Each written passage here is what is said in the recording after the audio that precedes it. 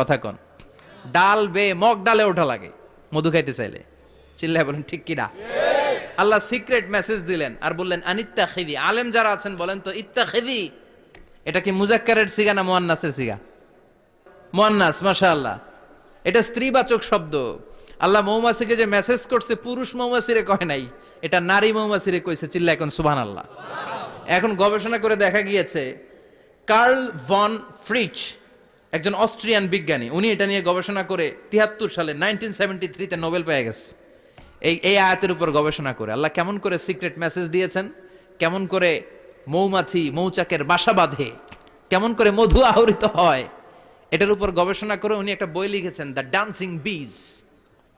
নেচে যাওয়া মৌমাছিগুলো, নাচতে নাচতে যেতে থাকা মৌমাছিগুলোর উপর একটা বই লিখে, দ্য ডান্সিং বিজ লিখে উনি নোবেল প্রাইজ পেয়েছেন এই মধুর উপরে। চিল্লায় পড়েন আল্লাহু আকবার।